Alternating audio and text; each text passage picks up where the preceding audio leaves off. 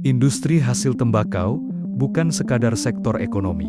Ia adalah denyut kehidupan jutaan keluarga di Indonesia. Dari buruh linting, petani tembakau, petani cengkeh, hingga pekerja distribusi, pedagang kecil, dan UMKM daerah. Di balik setiap batang rokok, ada tangan pekerja, ada keringat buruh, ada nafkah keluarga, dan ada masa depan anak-anak mereka. Hari ini, rencana penerapan layer baru cukai IHT hadir sebagai ancaman nyata bagi keberlangsungan itu semua. Kebijakan yang diklaim sebagai strategi fiskal justru berpotensi menjadi tekanan struktural bagi industri padat karya. Kenaikan kompleksitas cukai, beban produksi, dan tekanan usaha tidak hanya berdampak pada perusahaan, tetapi langsung menghantam pekerja sebagai pihak paling rentan. Saat biaya meningkat, yang pertama dikorbankan adalah tenaga kerja. Efisiensi berubah menjadi pengurangan pekerja. Produktivitas diganti otomatisasi, dan industri padat karya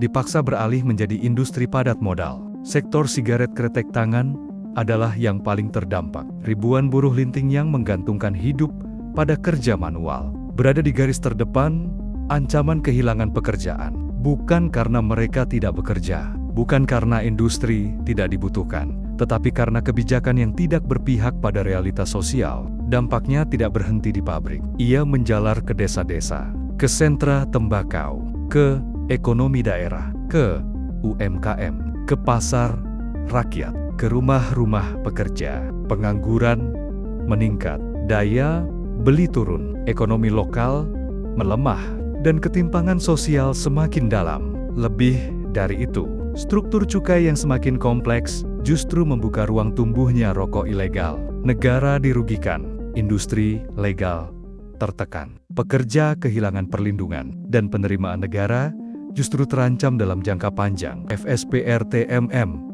SPSI dengan tegas menyatakan, kami menolak rencana penerapan layer baru cukai IHT. Kami menolak kebijakan yang mengorbankan pekerja atas nama penerimaan negara, membebani industri kecil dan padat karya secara tidak adil, mengabaikan dampak sosial dan ketenaga kerjaan, serta merusak keberlanjutan ekonomi daerah. Pembangunan tidak boleh dibangun di atas penderitaan buruh.